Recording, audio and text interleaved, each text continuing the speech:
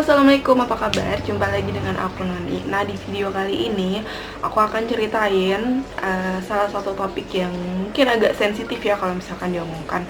Jadi aku akan ngobrolin tentang gaji fresh graduate FKUI. Sebenarnya bukan cuma FKUI sih, kalian bisa mengeneralisir ini ke lulusan dokter yang lainnya. Jadi intinya aku mau ngasih tahu ke kalian berapa sih kalau misalnya dokter baru lulus itu digajinya berapa dan kapan sudah mulai bisa kerja dan bisa mendapatkan gaji. Oke, sebelumnya aku mau disclaimer dulu bahwa cerita yang aku ceritain di sini adalah berdasarkan pengalaman pribadi aku serta cerita-cerita dari teman-teman aku yang sama-sama sudah melewati masa itu gitu ya. Dan beberapa waktu yang lalu kalian pernah dengar gak sih berita tentang lulusan UI yang tidak mau digaji 8 juta. Dan sebenarnya itu bukan FKUI sih, tapi dia lulusan UI tapi bukan FKUI. Nah, kita lihat kalau FKUI itu berapa sih sebenarnya. Pertama banget dapat gaji itu berapa kayak gitu. Apa sih yang dilakukan oleh fresh graduate FKUI? Jadi setelah lulus dia apa yang bisa dilakuin? Terus berapa gaji pertama yang diterima? Tujuan aku bikin video ini adalah pengen kasih gambaran ke kalian sebenarnya gimana sih perjalanan dokter itu dari awal sampai dia benar-benar bisa bekerja dan bisa mendapatkan gaji gitu. Karena kan sekolahnya kan cukup lama ya, 5,5 tahun sampai 6 tahun, mungkin 6,5 tahun mungkin itu bisa untuk jangka waktu pendidikannya. Sementara untuk kuliah-kuliah yang lain kan ada mereka cuma 1 tahun sudah bisa lulus, bisa kerja, 3 tahun lulus terus kerja, nah gitu kan. Oke, yang pertama aku akan ceritain ke kalian apa yang dilakukan oleh fresh graduate dokter ya. Jadi kalau misalkan pendidikan dokter atau dokter baru lulus kan itu jangka waktunya sudah aku jelasin ya. Jadi 3,5 tahun preklinik, terus nanti lanjut klinik atau koas selama kurang lebih 2 tahun gitu.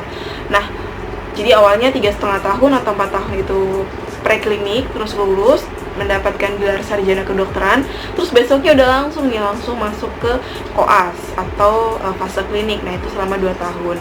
Nah, setelah melalui fase klinik yang pindah-pindah rumah sakit, banyak ujian, ada banyak jaga, ujian kunjungan ke rumah pasien dan sebagainya, baru bisa lulus. Nah, lulusnya ini juga nggak langsung lulus gitu aja gitu, nggak. Jadi harus melewati namanya ujian UKM PPD, seperti ujian kompetensi begitu.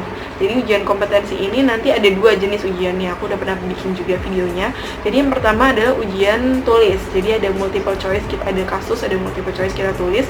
Jadi satu soal 1 menit, soalnya sekitar 200-an soal. Terus habis itu ada ujian OSCE. Jadi ujian OSCE ini jadi kayak nanti masuk ke ruangan-ruangan, satu ruangan ada kita masuk, kita yang diuji di dalam ada pengujinya dan ada pasien normalnya gitu, ada pasien yang di dalamnya, nanti kita akan tanya-tanyain. Intinya tuh dua-duanya harus lulus. Nah, jarak antara ujian ini sama berakhirnya modul pas koas itu sekitar 1-2 bulan.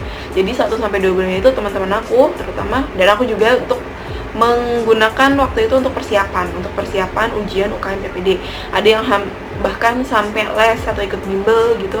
Ada yang belajar juga sendiri di rumah, ada yang belajar bareng-bareng sama temennya kayak gitu. Nah, aku udah pernah ceritain juga, itu banyak teman-teman aku juga yang ikut bimbel untuk bisa lulus di ujian UKM PPD itu. Nah, itu jaraknya sekitar 1-2 bulan. Pas itu aku selesai modul semuanya, selesai di bulan Desember tahun 2018, terus 2019 bulan Februari kita ujian, jadi 1 bulan itu kosong. Nah, setelah kosong itu, setelah lulus nih UKM PPD, pengumumannya itu juga nggak langsung, kita nunggu sekitar 1-2 bulan. Terus ada pengumuman, baru kita sudah dinyatakan lulus, habis itu baru menunggu wisuda. Wisuda itu dulu aku wisudanya bulan April, jadi bulan April wisuda. Terus sebelumnya berarti udah nunggu nih, setelah wisuda udah selesai wisuda misalnya, udah foto-foto, udah sumpah dokter segala macam, bisa langsung kerja? No, belum bisa. Jadi kalian harus internship dulu. Internship ini adalah program wajib sebelum kalian mendapatkan surat izin praktek nantinya. Jadi nanti kalian akan ditempatkan di daerah-daerah yang kalian pilih. Jadi nanti internship itu ada pilihannya, rumah sakit mana yang buka, kalian masuk di periode mana. Terus nanti kalian cepet-cepetan gitu milih lewat internet, ada kuotanya juga. Nah, pas itu aku dapet jatah yang harusnya bulan September, cuma karena ada suatu hal itu jadi mundur gitu. Jadi sekitar bulan Oktober kita baru milih. Jadi bulan Oktober kita baru milih, udah deh milih. Tapi aku pas itu nggak ambil yang Oktober, aku ambil yang November.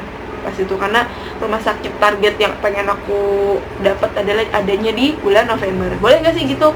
Boleh aja, nggak apa-apa. Selesai, dan nunggunya berarti berapa lama tuh? April sampai bulan April, Mei, Juni, Juli, Agustus, September, sekitar 5 bulan. Ngapain sampai 5 bulan? Ya nggak ngapa-ngapain, itu pilihan kalian mau ngapain selama itu. Kalau aku kemarin dan teman-teman aku rata-rata itu ada yang dia memilih untuk ya buat istirahat di rumah, jadi pulang kampung misalnya, kan jauh dari Jakarta, terus lama nggak pulang kampung, pulang kampung misalnya. Terus ada juga yang ikut magang, jadi magang kita masuk ke departemen sesuatu, misalnya departemen penyakit dalam, ke penyakit dalam atau obstetrik atau anak atau lain sebagainya, sesuai dengan minat kalian.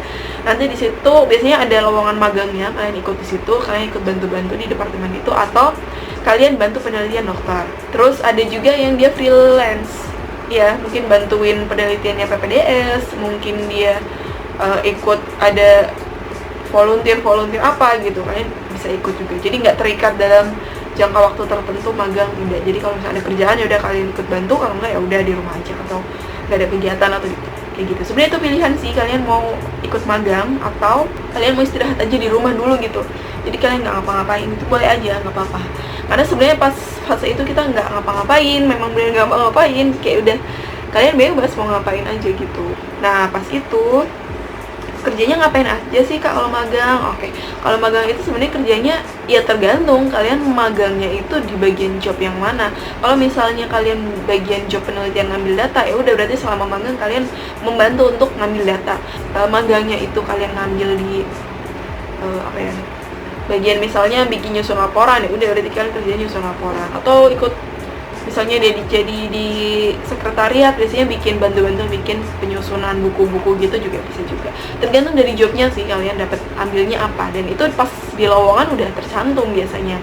Dan biasanya ada wawancara juga, dari seleksi ada wawancaranya juga. Pas itu aku sih dulu ngumpulin CV sama ada sedikit wawancara sama dokternya. Jadi karena pas itu aku kan di POGI sama di departemen obstetrik ginekologi di RCM. Jadi kalau misalnya ada kegiatan di situ aku ikut bantuin gitu. Kalau misalnya di POGI ada kegiatan di luar kota, aku juga ikut. Nah, itu pengalaman banget sih, karena kan kita benar-benar masuk ke dunia kerja dan kita sudah mulai belajar berinteraksi dengan orang, gimana caranya memanage kalau ada problem diri kita. Kalau misalnya ada problem, gimana kita cara memanage ke diri kita, itu juga penting sih menurutku. Dan yang tidak ditemukan selama kalian koas gitu. Jadi kalian akan menemukan itu saat kalian magang. Itu pengalaman, walaupun gak wajib memang sebenarnya kalian mau magang kayak mau nggak, terserah kalian. Cuma aku saranin sih ini akan menambah sekali pengalaman kalian. Gitu aja sih. Selanjutnya kalian terserah kalian mau lanjut magang atau enggak gitu. Nah itu untuk magangnya ya. Kemarin aku sempat kalau pas di POGI itu aku bikin PNPK, bikin ngebantu acara-acara di luar. Kemarin aku sempat ke Manado juga sama ke Surabaya ya gitu. Sama kalau misalkan rapat-rapat di hotel aku ikut. Terus kayak bikin notulensi atau ya pokoknya bantuin di sana gitulah sama sekrenya. Terus habis itu kalau misalnya pas sama dokter spesialisnya aku bantuin ngerjain, pas itu dia lagi menyusun proposal untuk penelitiannya, jadi aku bantuin itu. Sama kalau misalkan ada OSCE koas aku juga bantuin dokter yang ujinya. Terus habis itu gajinya, oke, berapa sih gajinya? Nah kalau gaji sendiri ini biasanya sudah tercantum saat kalian mau daftar. Jadi di Jarkoman, biasanya tuh ada Jarkom grup angkatan misalnya. Nah itu nanti udah ada tercantum nih, misalnya dicari penelitian di departemen dengan dokter siapa, misalnya membantu penyusunan proposal, fee berapa juta per bulan gitu misalnya, atau fee bisa dinegosiasi gitu. Nanti biasanya ada ada apa sih, bisa dinegosiasi gitu. Atau kalau memang dia project besar, mungkin langsung disebutkan misalnya fee 5-10 juta per bulan gitu. Bisa ada juga kalau memang dia projectnya tuh besar. Cuma memang biasanya kalau besar-besar gitu biasanya penelitian yang memang project besar dan didanai. Udah sih untuk gajinya itu beragam ya. Ada yang 1 juta, 2 juta, 2,5, 3 juta, 5 juta, atau bahkan 8 juta itu juga ada. Jadi macam-macam banget, tergantung kalian masuknya yang gimana. Cuma sebenarnya kalau misalkan magang ini kalau misalnya di departemen sih nggak terlalu banyak ya. Sebenarnya untuk mengisi waktu luang saja sih sebenarnya. Kalau aku kemarin kan di sekretariat sama bantu dokternya, sama bantu dokter spesialis secara pribadi gitu ya. Jadi aku magangnya di administrasinya aku dapat 2,5, terus dan dokternya dapat 1. Jadi totalnya 3,5 sebulan. 3,5 sebulan aku magang selama 10 bulan kira-kira ya. Berarti berapa? 35 juta dalam 10 bulan. Cuma itu kan udah kepake buat yang lain. Itulah kira-kira, itu sebenarnya bukan gaji yang resmi. Jadi itu kayak kerjaan sampingan yang kalian mau aja gitu. Kalau yang kalian nggak kerja ya udah, kalian nggak dapat apa-apa, kalian pengangguran aja itu sampai dari lulus sampai nanti kalian berangkat internship. Nah begitu, udah bayangkan berarti gajinya berapa? Sekitar segitu lah. Terus nanti kalau misalnya udah internship pun kita belum digaji terlalu banyak. Jadi pas internship itu kita dapat yang namanya BBH, bantuan biaya hidup. Nah jumlahnya itu 3,2 dan 3,6.